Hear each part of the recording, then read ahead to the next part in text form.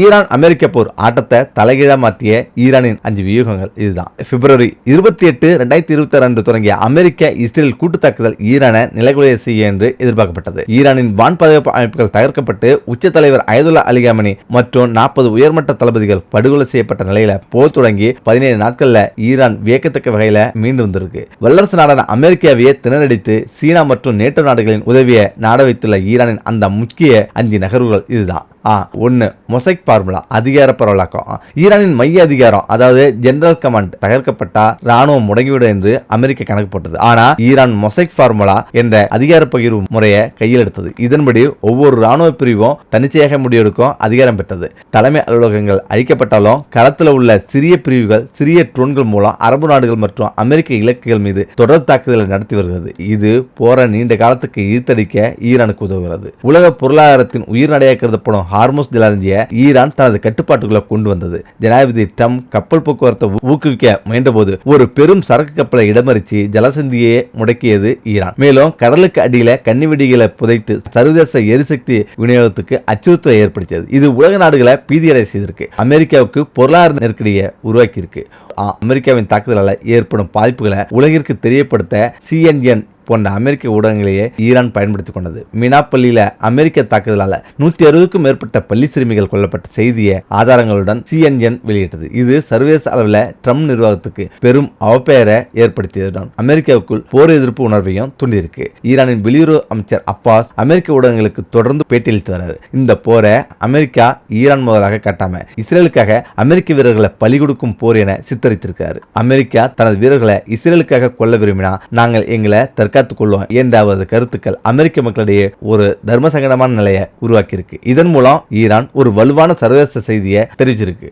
தலைவர் கமேனி கொல்லப்பட்டால் ஈரானில் உள்நாட்டு கலவரம் வெடிக்கும் என்றும் குர்து இன மக்களை பயன்படுத்தி நாட்டை துண்டாக்கலாம் என்றும் அமெரிக்கா மற்றும் இஸ்ரேல் நம்பியது. ஆனா ஈரானிய மக்கள் ஆளும் வர்க்கத்துக்கு எதிராக திரும்பாம அந்நிய ஆக்கிரமிப்புக்கு எதிராக ஒன்றுபட்டு நின்றனர். அமெரிக்காவின் பிரிவினவாத திட்டங்களை முறியடித்ததன் மூலம் ஈரான் ஒரு நிலையான அரணாக மாறியிருக்கு. வான்வழி தாக்குதல்ல வெற்றி பெற்றாலும் தரைப்போர் மற்றும் ராஜதந்திர போர்ல அமெரிக்கா பின்னடை சந்தித்தது. ஈரானின் இந்த திட்டமிட்ட நகர்வுகள் நவீன கால போர்களில் வெறும் ஆயுத பலம் மட்டும் போதாது, அதிகார பலவாக்கமோ தகவல் போர் முறையுமே வெற்றியை தீர்மானிக்க என்பதை நிரூபித்துள்ளது. இதன் விளைவாகவே இன்று அமெரிக்கா தனித்து செயல்பட முடியாம மற்ற நாடுகளின் உதவியை எதிர்நோக்கி நிற்குது. திடீர் தாக்குதலால ஷாக். அமெரிக்காவின் அடுத்த திட்டம் என்ன?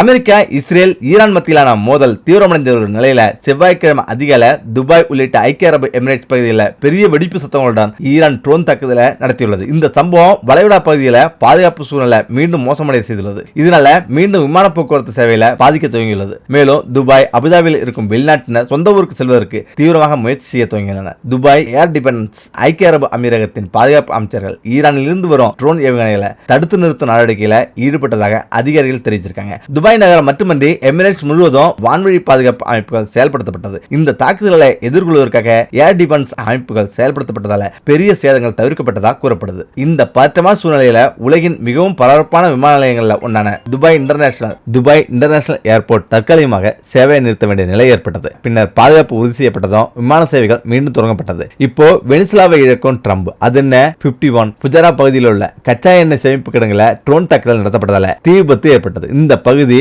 ஓமன் வளைகுடாகரையில அமைந்த முக்கியமான எரிசக்தி தளமாகும். இதற்கு முன்பு பலமுறை தாக்குதலுக்கு உள்ளான இந்த இடம் மீண்டும் குறிவைக்கப்பட்டிருப்பது எரிபொருள் குறித்து புதிய அச்சத்தை ஏற்படுத்தியிருக்குது. இந்த தாக்குதல உயிர் சேதம் எதுவும் இல்லை என்றாலும் கச்சா எண்ணெய் சப்ளை பாதிப்பு ஏற்படும் அபாயம் உருவாகிறது. ஈரான் போர் கதிகலங்கி நிற்கும் தைவான். 11 நாட்கள் கெடு. சவுதி கத்தார் துபாய் ஓமனை தாண்டி சவுதி அரேபியாவின் கிழக்கு மாகாணத்தில் உள்ள முக்கிய எண்ணெய் கட்டமைப்புகள் உள்ள பகுதிகளில் 12க்கும் அதிகமான ட்ரோன்கள் தடுக்கப்பட்டதா சவுதி அரசு தெரிவிச்சிருக்கு. அதே போல கத்தார் நாட்டின் தலைநகரான தோஹா நகரிலும் குண்டுவெடிப்பு சத்தங்கள் கேட்கப்பட்டது. ஏவுகணைகள் தடுக்கப்பட்ட பின்னர் தொழிற்சாலை பகுதியில் தீ விபத்து ஏற்பட்டதா உள்துறை அமைச்சகம் தெரிவிச்சிருக்கு.